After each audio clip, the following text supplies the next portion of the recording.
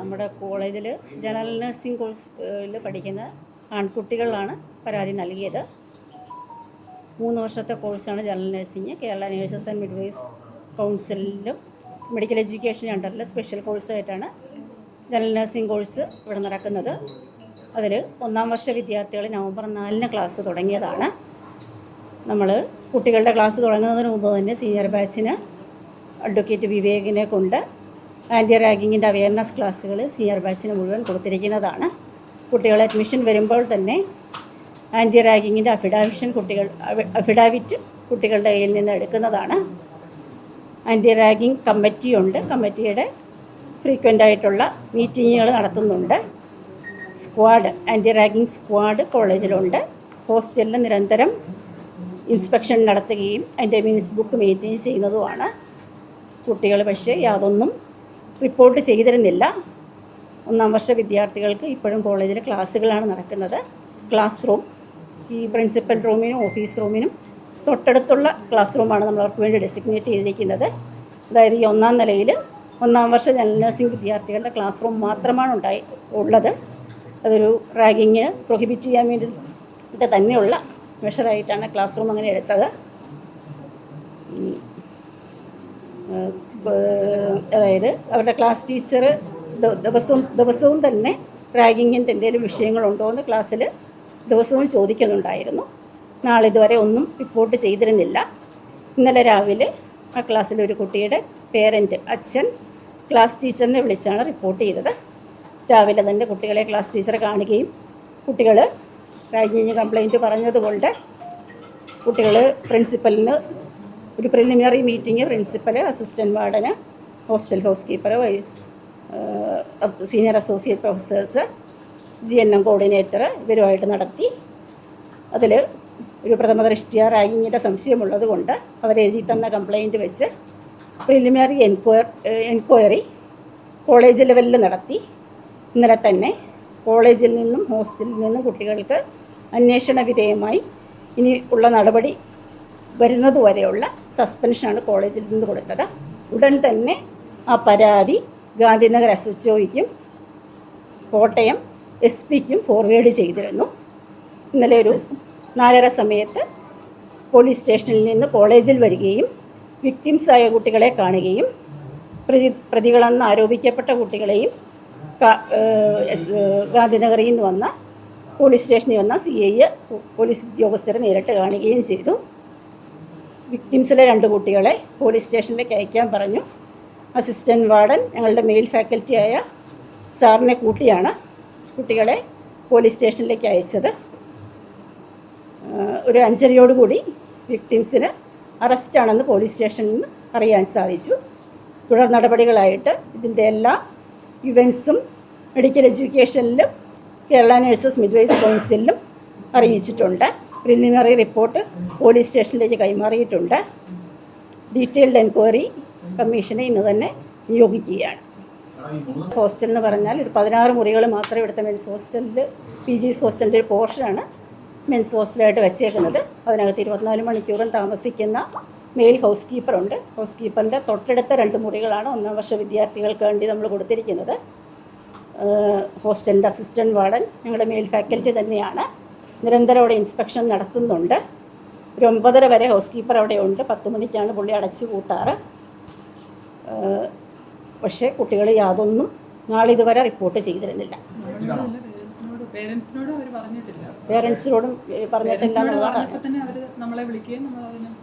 ആദ്യമായിട്ട് റിപ്പോർട്ട് ചെയ്യപ്പെട്ടത് ഇന്നലെയാണ്. 1-ാം വർഷ ജനറൽ നഴ്സിംഗ് വിദ്യാർത്ഥികളായ 6 ആൺകുട്ടികളും പരാതിക്കാരാണ്. 6 ആൺകുട്ടികളെ ക്ലാസ്സിലുള്ളൂ. 3 ആൺകുട്ടികൾ 4 പേരുണ്ട്. അതിൽ 3 പേരും പ്രതികളുടെ ലിസ്റ്റ് വന്നിട്ടുണ്ട്. ഹോസ്റ്റലിലുണ്ട്. കുട്ടികൾ സൂചിപ്പിച്ചിട്ടില്ല അവരുടെ പേരുകളൊന്നും. പോലീസിന്റെ അന്വേഷണത്തിൽ പോലീസാണെങ്കിലും ഈ രീതികളൊക്കെ കണ്ടിട്ട് വർഷങ്ങളായി തന്നെ ഇങ്ങനെ ഒരു രീതി ഉണ്ടായിരുന്നു എന്ന് സംശയിക്കേണ്ടിയിരിക്കുന്നു. ഈ വീഡിയോ ഒക്കെ കണ്ടപ്പോഴെന്നാണ് പോലീസ് പറയുന്നത്. അപ്പൊ അതിനോട് നമ്മുടെ ഒരു ഇതെന്താണ്, അങ്ങനെ ഉണ്ടോ? അങ്ങനെ റാഗിങ്ങിൻ്റെ യാതൊരു കാര്യങ്ങളും നമ്മൾ ഒഫീഷ്യലായിട്ടും അൺഒഫീഷ്യലായിട്ടും ക്ലാസ് ടീച്ചേഴ്സിനോടോ വാർഡനോടോ നമ്മൾ 24 മണിക്കൂർ അവിടെ താമസിക്കുന്ന ഒരു എക്സ് സർവീസ്മെൻ പോലെയുള്ള തന്നെയുള്ള സെക്യൂരിറ്റി കുട്ടികളുടെ റൂമിന് തൊട്ടടുത്ത റൂമിലാണ് താമസിക്കുന്നത്. ഹോസ്റ്റലിൻ്റെ പുറത്തുമല്ല താമസിക്കുക. യാതൊരു തരത്തിലുള്ള റിപ്പോർട്ടും ഇതുവരെ ഉണ്ടായിട്ടില്ല. പരാതികളൊന്നും നാളിതുവരെ അങ്ങനെ അതെ അതെ പക്ഷെ നാളിതുവരെ നമുക്ക് റിട്ടേൺ ആയിട്ട് അങ്ങനെയുള്ളതൊന്നും കിട്ടിയിട്ടില്ല. അസിസ്റ്റൻറ്റ് വാർഡൻ സാറിനോട് സാറിന് നേരിട്ട് റിപ്പോർട്ടൊന്നും ഉണ്ടായിട്ടില്ല. നമുക്ക് പരാതി കിട്ടിയ ഉടൻ തന്നെ നമുക്ക് വേണ്ട നടപടികൾ എടുത്തിട്ടുണ്ട്. വാർഡൻ ഞങ്ങൾ 24 മണി വാർഡൻ എന്ന് പറഞ്ഞാൽ ആക്ച്വലി ഗവൺമെൻറ് നിയമം അനുസരിച്ച് പ്രിൻസിപ്പൽ തന്നെയാണ് വാർഡൻ. അസിസ്റ്റൻറ്റ് വാർഡൻ ഒരു ഫാക്കൽറ്റിയാണ്. അതായത് അവരുടെ ഹൗസ് കീപ്പർ എന്നുള്ളതാണ് ഡെസിഗ്നേഷൻ. ഹൗസ് കീപ്പർ 24 മണിക്കൂറും അവരുടെ തൊട്ടടുത്ത മുറിയിലുണ്ട്. ഈ ഫസ്റ്റ് ഇയർ ഈ ഹൗസ് കീപ്പറുടെ തൊട്ടടുത്ത 2 മുറികളിലാണ് ആദ്യവർഷ വിദ്യാർത്ഥികളായ ഈ വിക്ടിംസ് താമസിക്കുന്നത്. അദ്ദേഹം ഇന്നലെ നമ്മുടെ നടത്തിയ ആദ്യത്തെ പ്രിലിമിനറി മീറ്റിങ്ങിൽ അദ്ദേഹം ഉൾപ്പെടെയുള്ള മീറ്റിംഗാണ് നടത്തിയത്. കുട്ടികളിത് പറയുമ്പോൾ അദ്ദേഹം തന്നെ തിരിച്ചു ചോദിച്ചു, എന്തേന്ന് നീ എന്നോട് പറയാഞ്ഞേ, നീ ഭക്ഷണം എടുത്തുകൊണ്ട് പോകുമ്പോൾ ആർക്കാ കൊണ്ടുപോകുന്നതെന്ന് ചോദിക്കുമ്പോൾ ഒന്നും മിണ്ടാതെ ഓടുകയാണല്ലോ ചെയ്തതെന്നാണ് തിരിച്ച് പറഞ്ഞത്. റിലേറ്റഡ് ആയിട്ടുള്ള ഒരു കംപ്ലയിൻറ്റ് വന്നിട്ടില്ല. അക്കാഡമിക് റിലേറ്റഡ് മാത്രമേ ഉള്ളൂ.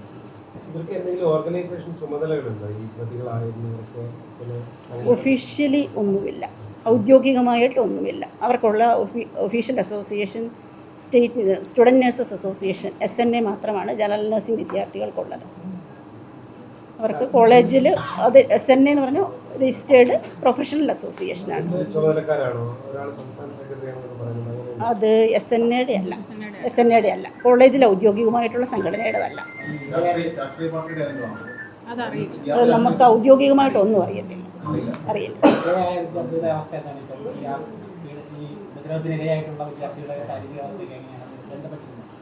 കുട്ടികളെ ക്ലാസ്സിലുണ്ട്. ഇന്നലെ ലാബിലെ പ്രാക്ടീസിന് പോകുന്നു. ഇപ്പം പോലീസ് അന്വേഷണം വന്നപ്പോൾ നമ്മൾ ലാബിലെ പ്രാക്ടീസിൻ്റെ ഇടയ്ക്ക് കുട്ടികളെ വിളിച്ചു വരുത്തിയെന്നേ ഉള്ളൂ.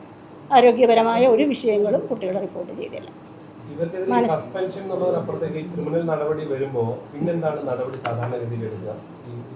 നമ്മളോടിപ്പം ഡീറ്റെയിൽഡ് അന്വേഷണത്തിന് കമ്മീഷനെ ഇന്ന് തന്നെ നിയോഗിക്കുന്നുണ്ട്. അതുടൻ തന്നെ നടക്കുന്നതാണ്. അതനുസരിച്ചും കോടതിക്ക് കൈമാറിയ സ്ഥിതിക്ക് അവിടുത്തെ നടപടികളും അനുസരിച്ചാണ് മുമ്പോട്ട് പോകുന്നത്.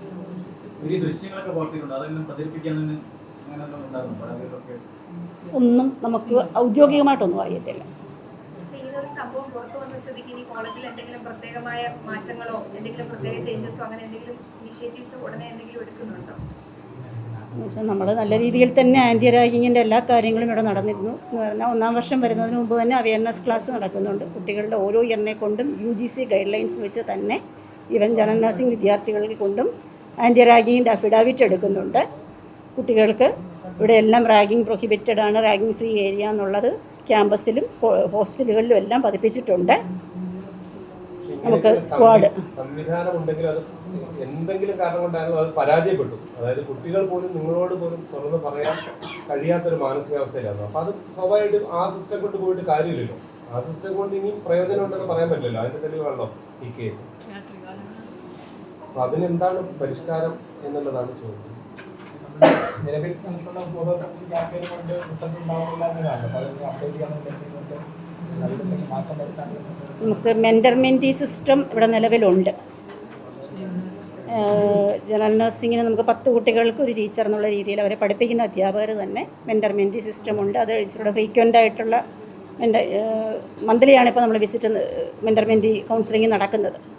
ഒരു ഇതിലൂടെ വീക്കിലി ആയിക്കൊണ്ടും ഇൻഡെപ്ത് മുമ്പോട്ട് പോയിക്കൊണ്ട് കുട്ടികളെ പേഴ്സണലായിട്ട് വെന്റിലേറ്റ് ചെയ്യുന്നെങ്കിൽ അതനുസരിച്ച് മുമ്പോട്ട് പോകാം എന്നുള്ളത്.